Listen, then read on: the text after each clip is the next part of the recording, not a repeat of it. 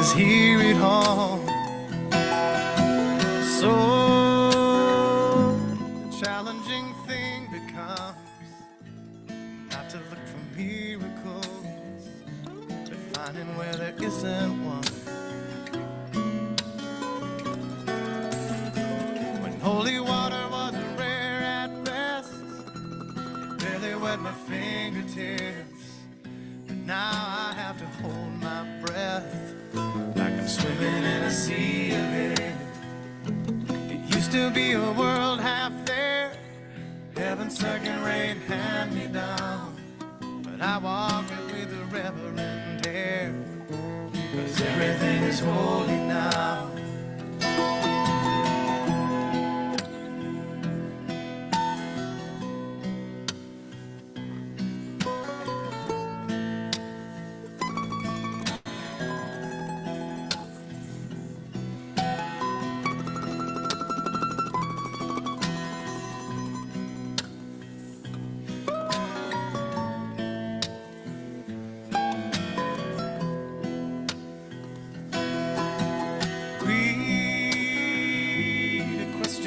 Child's face, say it's not a testament, that'd be very hard to say. See another new morning come, say it's not a sacrament, I tell you that it can't be done.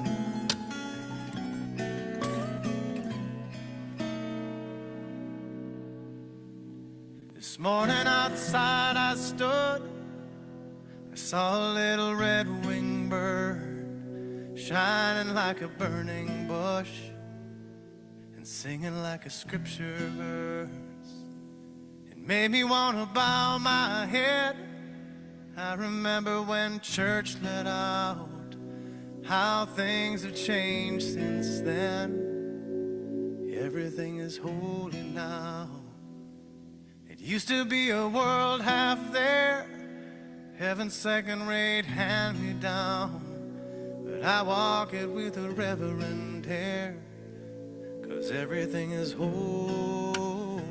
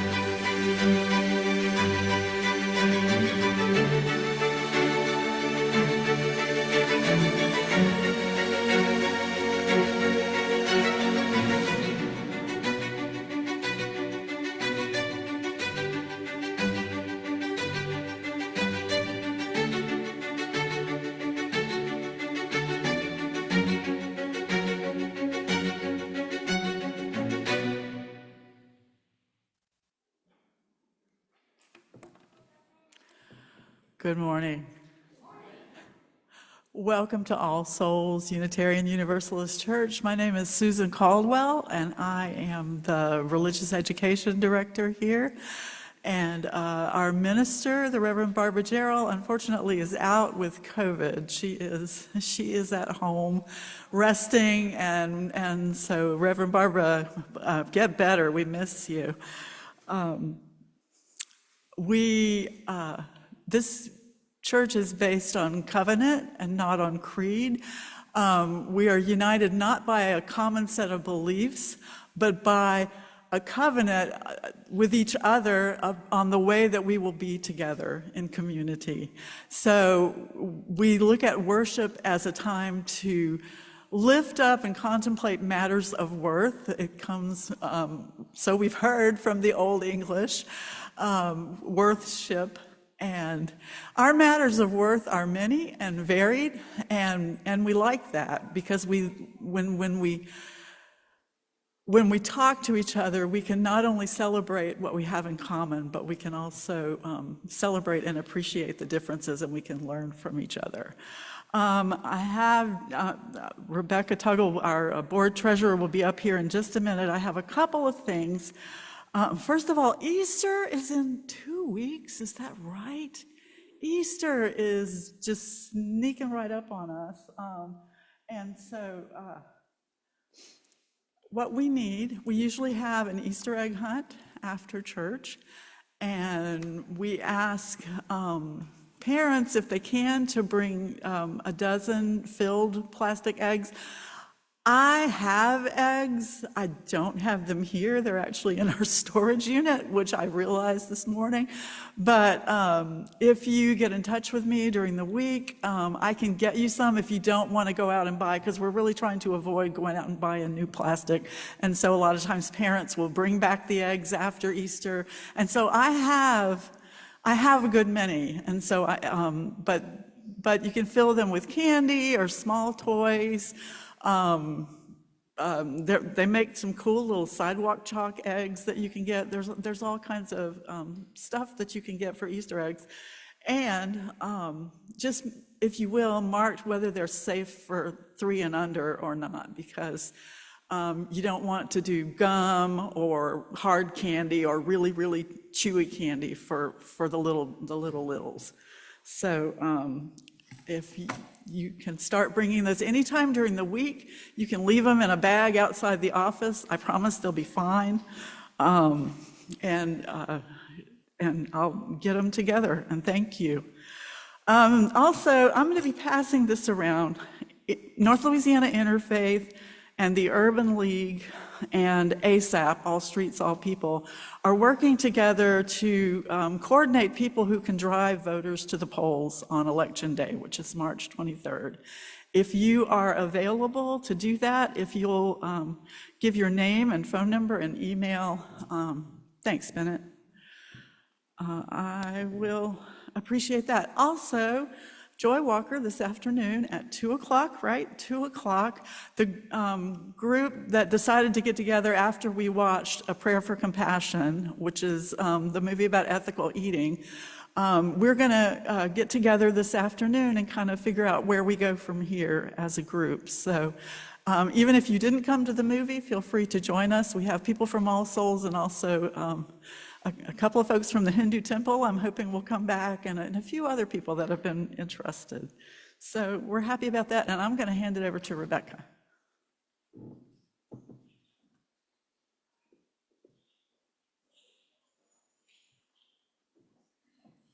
Good morning, everybody, and happy St. Patrick's Day to you.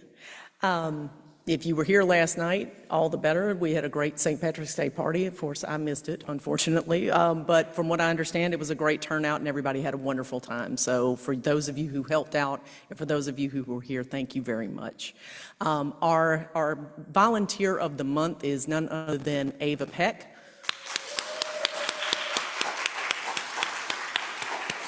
I don't know if she's the youngest recipient of Volunteer of the Month, but I think she may be. Aaah does so much, it's kind of hard to start somewhere, but let's just say that she has been active in this church since she was small.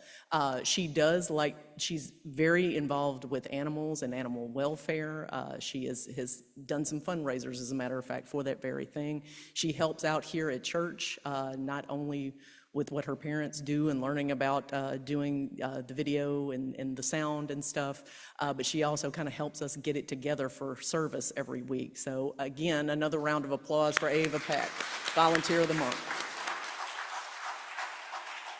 Now, we do a giveaway a plate. Giveaway the plate is done monthly, and it is all of the donations that are made to the church that are not marked as pledge go to our giveaway the plate recipient. And for March, it is Louisiana Advocates for Immigrants in Detention. A lot of our members help out with helping these people who are seeking asylum on to getting their lives together and getting started with a life either here or wherever they're wanting to go. And so any monies that are given that are not marked as pledge will be going to that. And it's a great service that they are doing, as well as the members here that help with that. So thank you very much, and thank you for being here.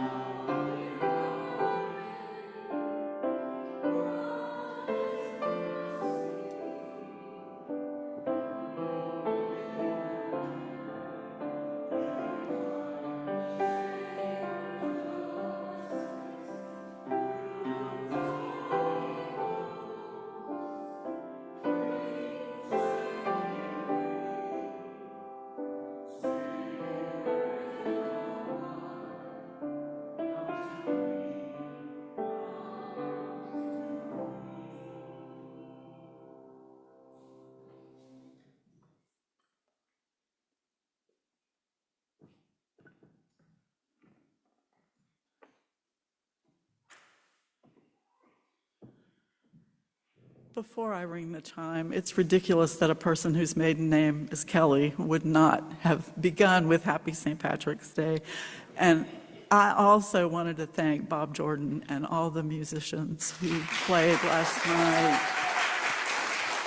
It was such a good time. It was such a good time. Good turnout. Not everybody from All Souls. So we had some folks come in from the community, and so I was...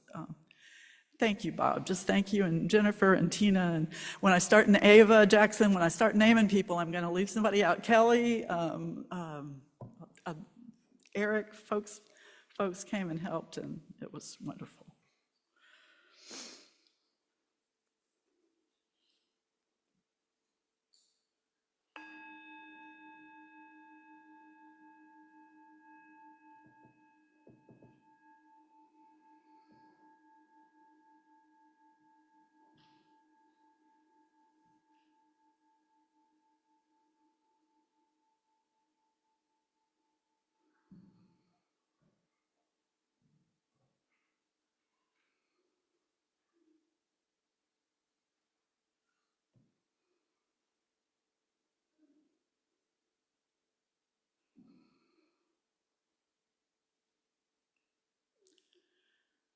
Let us all celebrate. Let us marvel. Let us be awe-struck. For the same force that brought our planet into being, the same force that evolved tiny atoms and molecules and DNA into intelligent life, the same power that transforms summer into autumn and autumn into winter, that same power is still at work, and winter into spring. That same power is still at work in the universe and in us, always bringing about new seasons, new creations, new possibilities. Breath of life, breathe in us, with us, and through us this day as we gather, one in community, one in commitment to truth, love, and justice. Open our minds and hearts to the new that is always being created. Come, my friends. Let us celebrate. Let us marvel. Let us be filled with awe. Come and let us worship together. Before we continue, I would like you all to do something for me. All together, Let's make the sound we make when we are awestruck. And I do realize that some people don't make any sound at all. It's more like silence with your mouth open, and that's okay too. But if there's a sound that you make when something just inspires awe in you, let's make that sound, whatever it is. You ready? Ah! Wonderful. I heard ah, and I heard whoa. Maybe wow in there. There's a book by Anne Lamott where she talks about the 3 kinds of prayer as being help, thanks, wow. And somebody else said it should be help, thanks, sorry, wow. But anyway, today is about the wow. And can I have someone to come and help me with the children's chalice lighting?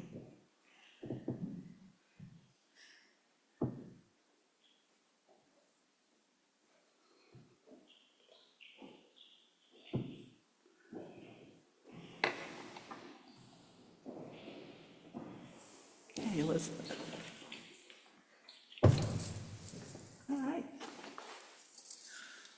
We light this chalice to celebrate Unitarian Universalism. This is the church of the open mind. This is the church of the helping hands. This is the church of the loving heart. Together, with mind, hands, and heart, we care for the earth and for each other.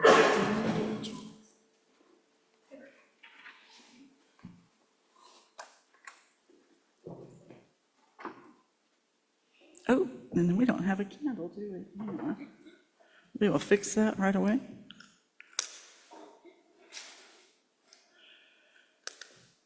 Okay, there you go.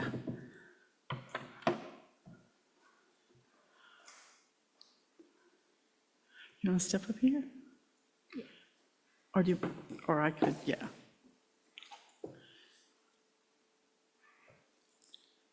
Good deal. And then you can just blow it out, or if you want me to, I can do it.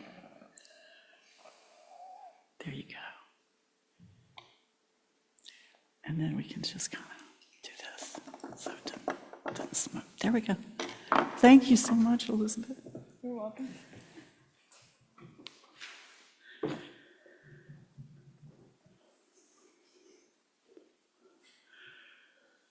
This is a reading by a Unitarian Universalist author, and she includes a few of the 99 names for Allah in the Muslim tradition. As you listen to the Arabic pronunciations, done to the best of my ability to do them correctly, see if you can discern any kind of pattern in the sound of the names.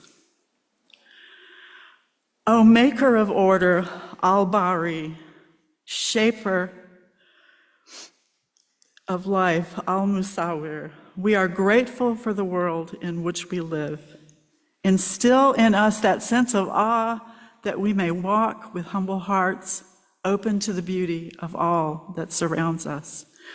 O source of peace, As-Salam, an inspirer of faith, Al-Mumin. In these troubled times, we ask for internal strength and perseverance.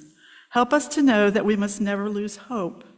Help us to act in the world in ways that continue to lift up those who have fallen, to bind up the broken, and to uphold the dignity of the oppressed.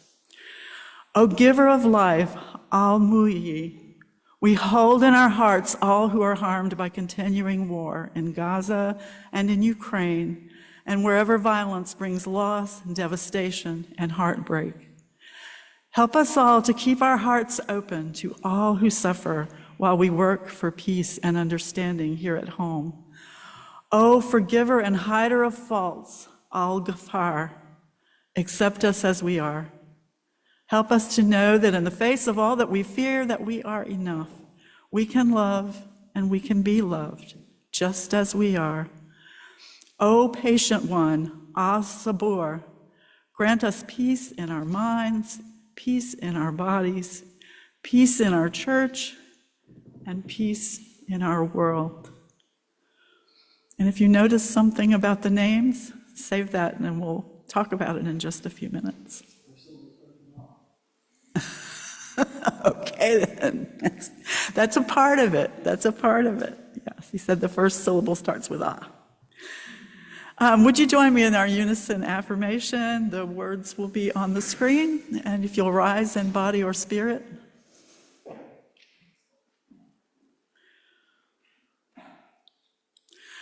Love is the doctrine of this church.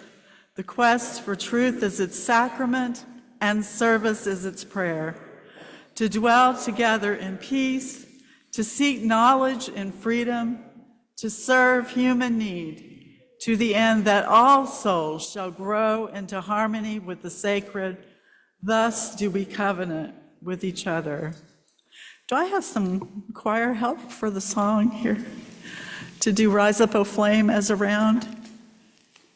Any? It is, it's 362, and then the words will be up here also.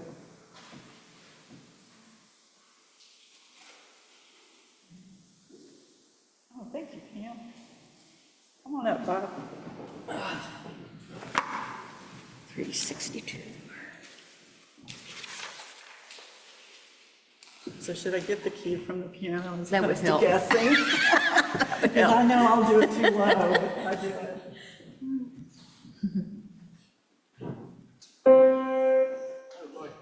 Yeah, y'all gotta shine on those high C's now. Right, so let's sing it all through together once before we try the round thing. Ready? Rise up, O flame, by thy light glowing, show to us beauty, vision, and joy. One more time, a little faster. Rise up, O flame, by thy light glowing, show to us beauty, vision, and joy. Yeah, it is 362. If seeing the notes helps you, that's great. Pick up a hymnal. Okay, so we're going to start over here, and Sally and I will do there, and then Bob and Pam will. And so you see where it says 2, you just start with Rise Up, O Flame right there. And let's do it 3 times through, okay? Because it's short. So when they get to 2 weeks, start 1, 2, 3. Rise up, O flame, by thy light glowing, show to us beauty, vision, and joy. Rise up, O flame, by thy light glowing, show to us beauty, vision, and joy. Rise up, O flame, by thy light glowing, show to us beauty, vision, and joy.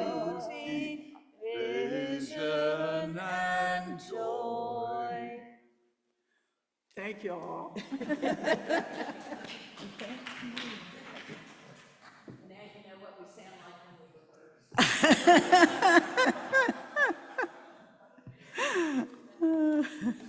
It was probably a bit late at night when I posted on the page. I apologize for that.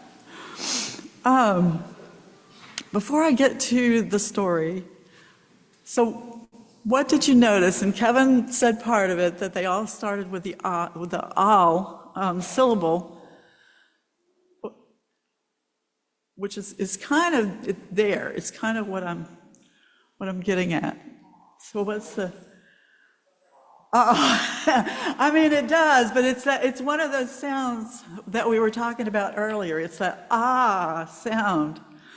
And I'll talk a little bit more about this with the grown-ups in a little bit, but at one point, Reverend Barbara actually had this huge poster where she had collected many different names for God and also many different religious expressions that had that sound in it. And it was just interesting. God, just to start with that word, Yahweh, hallelujah, amen. And it's that celebration, it's ah. So anyway,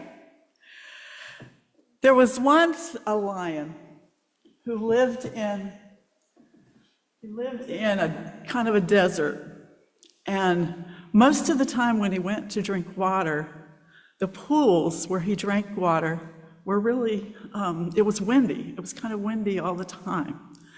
And so he would just go and get a drink of water, and then he was fine. But then one day he kind of wandered a little bit closer to where there was a forest, and he found a pool in the forest, but this pool was very still. And so what do you think happened when he put his face over the water? He saw his own reflection, but what did he think he saw? Another lion, and he got really scared. And so he was trying to scare the lion by making a really scary face, right?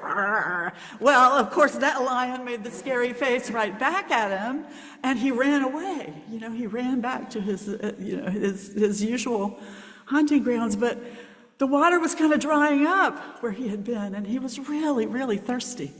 So he tried again. He went back, and this time he really he went in roaring, he just got ahead, the running start, and ran up to the water.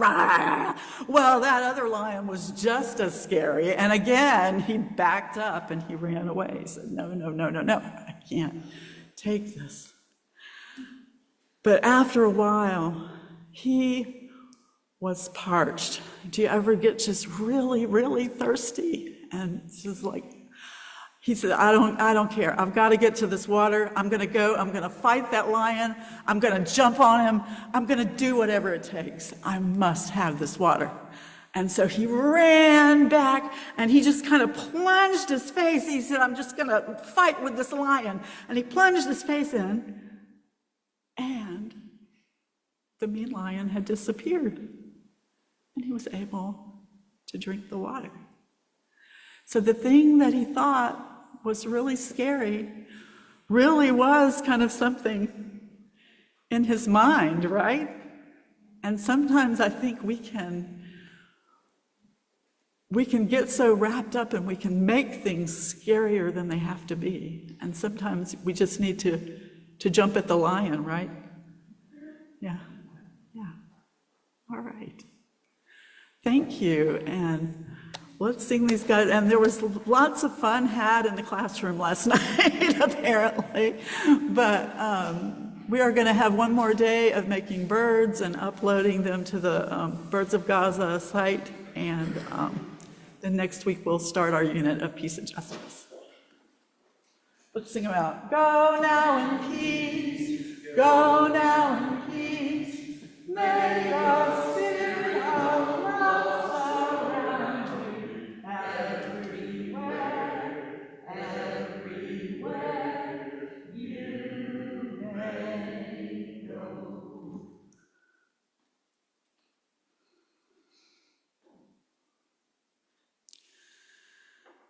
If you're new to this church, when we get to the point that we have the silence, and then after that we have the music, during the music, if you would like, you're invited to come forward and light a candle, whether it's in memory of someone or for a concern you may have for something that may be worrying you, or for a joy that you're celebrating.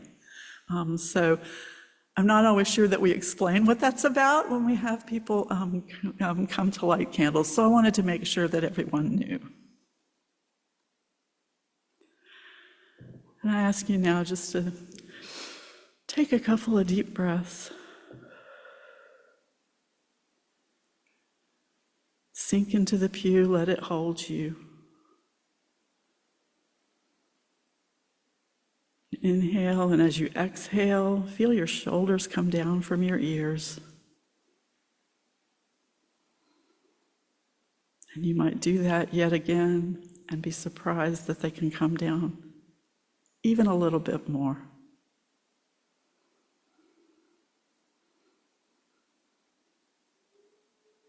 How does one address a mystery? Cautiously.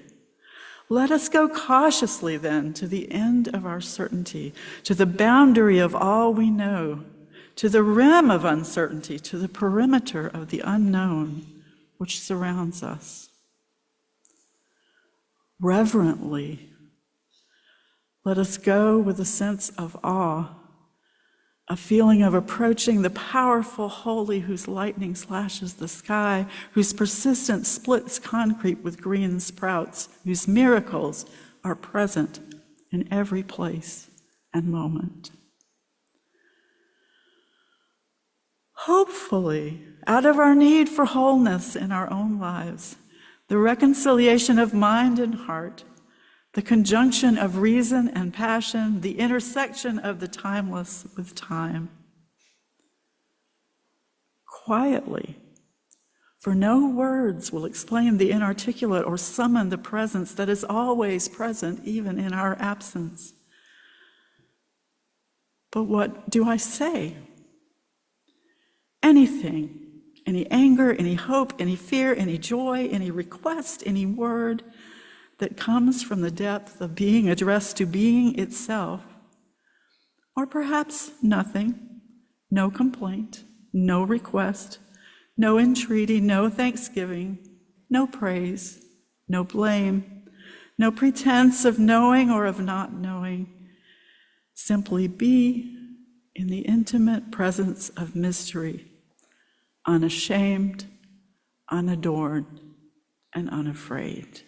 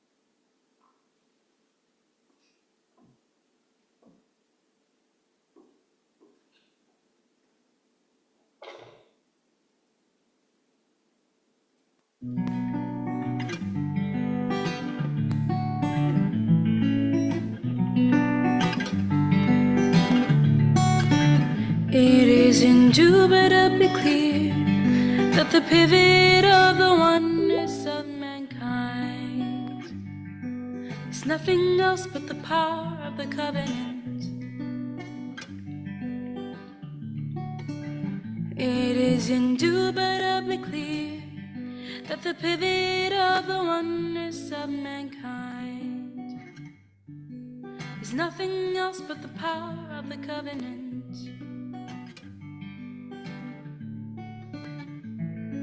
The power of the covenant is as the heat of the sun, which quickeneth and promoteth the development of all created things on earth. It is indubitably clear that the pivot of the oneness of mankind is nothing else but the power of the covenant. It is indubitably clear that the pivot of the oneness nothing else but the power of the covenant. The light of the covenant, in like manner, is the educator of the minds, the spirits, the hearts, and the souls of men. It is indubitably clear that the pivot of the oneness of mankind is nothing else but the power of the covenant.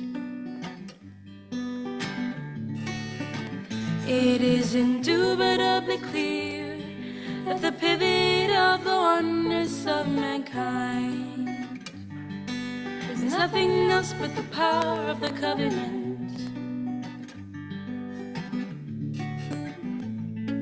The power of the covenant is as the heat of the sun, which quickeneth and promoteth the development of all created things on earth. It is indubitably clear that the pivot of the oneness of mankind is nothing else but the power of the covenant. It is indubitably clear that the pivot of the oneness of mankind is nothing else but the power of the covenant.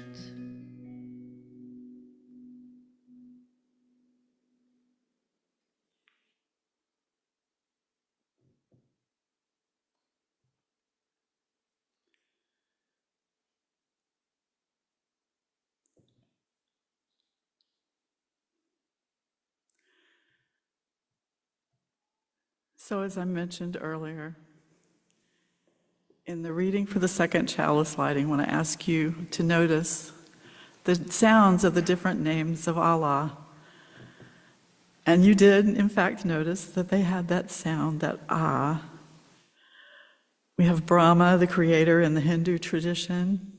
The Sikh name for God is Wahaguru. And there are the words spoken and sung in praise and thanksgiving in the Christian tradition: Alleluia, Hosanna, Ave, Amen. So it seems that through the ages, humans have found words that go back to one of those sounds of awe. Ah. Even the word awe is almost there, depending on where you're from, I guess. Ah. In our adult religious education class, we've been reading a book called Aaah, The New Science of Everyday Wonder and How It Can Transform Your Life. We're grateful to Claudia Harris for having recommended the book, and we've had some really good discussions around it.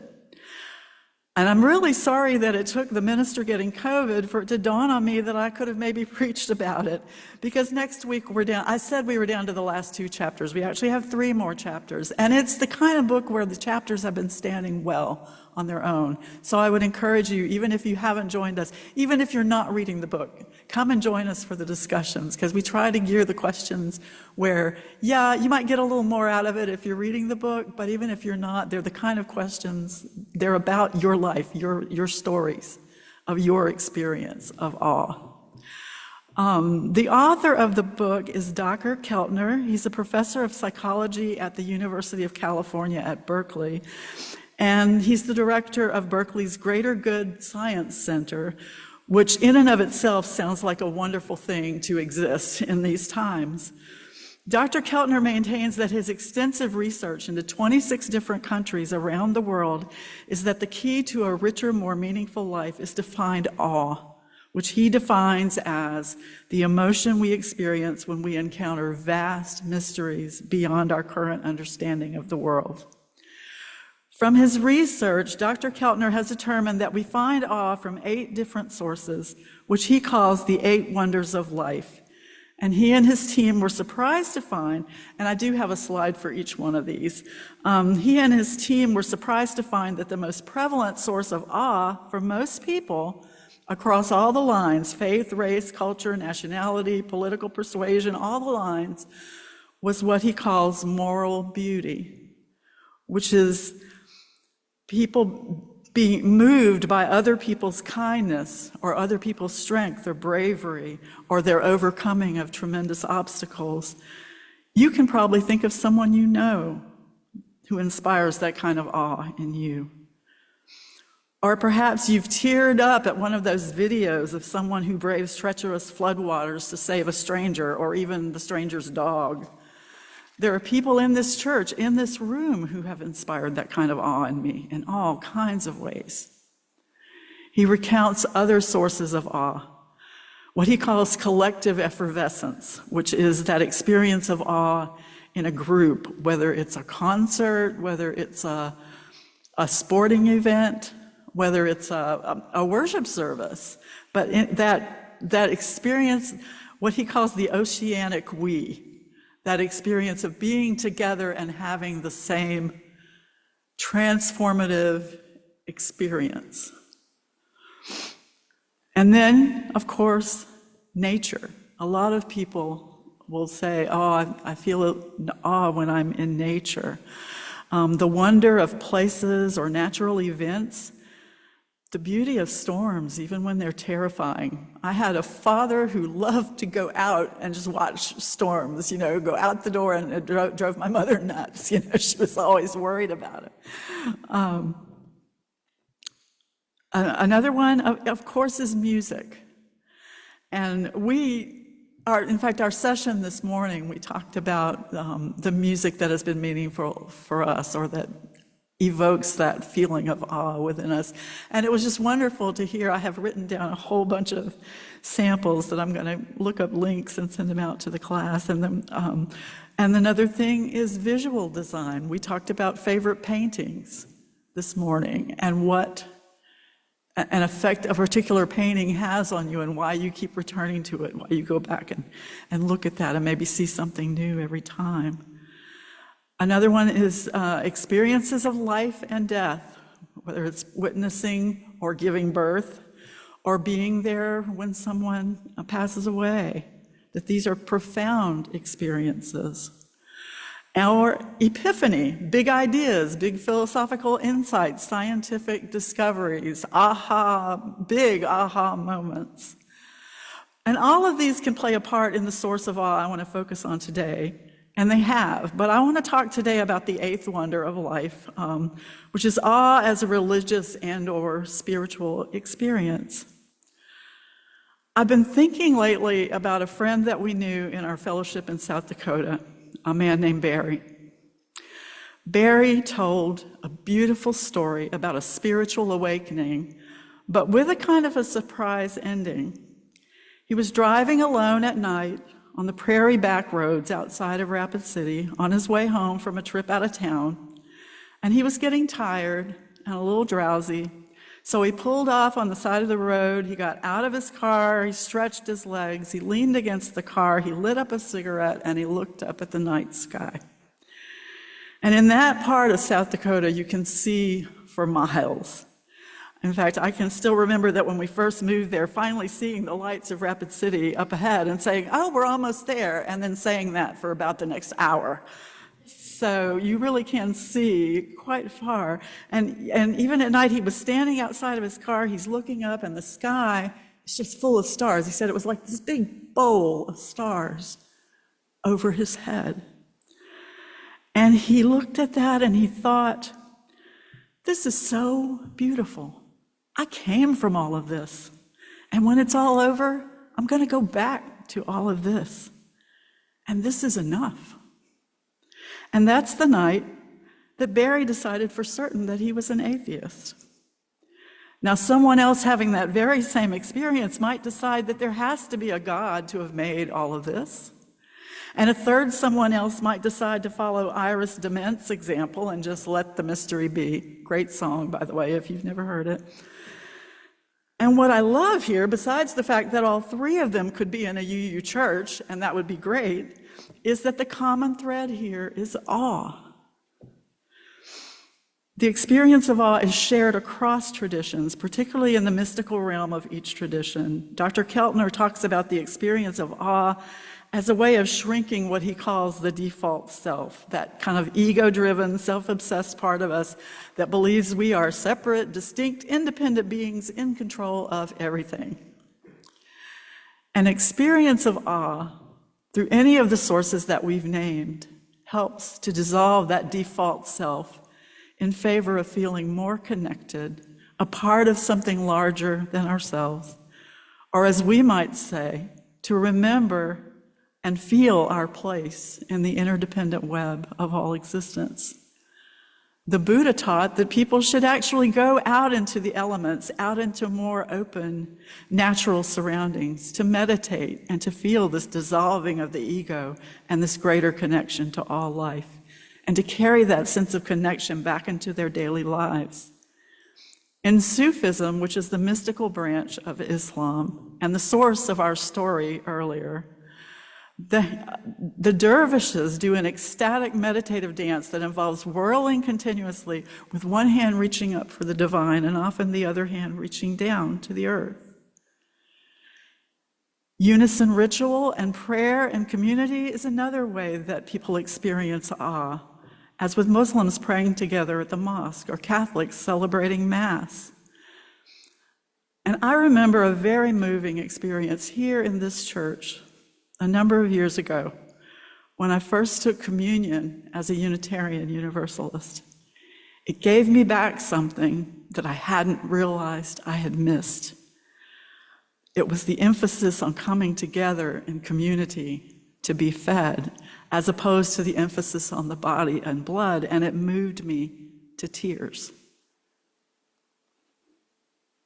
Still does. And that was awe. In the Taoist tradition, Lao Tzu said, hope and fear are both phantoms that arise from thinking of the self. When we don't see the self as self, what do we have to fear? As Unitarian Universalists, the living tradition we share does draw from many sources, and we can seek wisdom from those sources as we create and travel our own spiritual path. Along your path, make room to find awe. Once you start looking for it, you're going to find it. Thank you. Our closing hymn is going to be Wake Now, My Senses. Can I get help again to lead? Please, thank you. And I picked this not only because the words really fit, but because it's a traditional Irish tune that this hymn is written to, so it seemed fitting.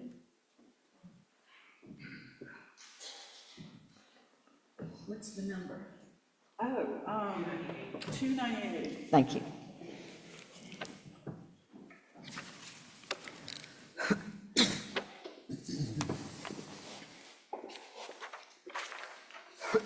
If you'll rise in body or spirit.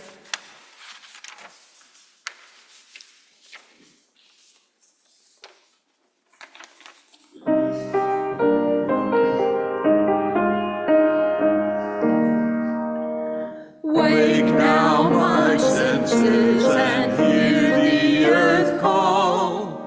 Feel the deep power of being and all. Keep with the web of creation your vow. Giving, receiving, as love shows us how. Wake now, my conscience, with justice thy guide. Joy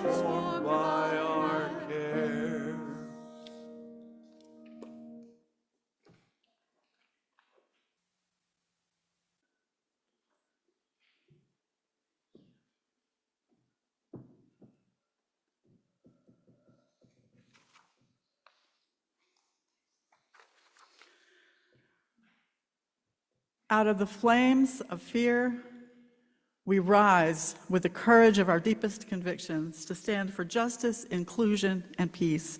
Out of the flames of scrutiny, we rise to proclaim our faith with hope to heal a fractured and hurting world. Out of the flames of doubt, we rise to embrace the mystery, wonder, and awe of all there is and all there is yet to be. Out of the flames of hate, we rise with the force of love, love that celebrates our shared humanity. Out of the flames, we rise. Thank you. Amen. Ashe. Blessed be. Go in peace.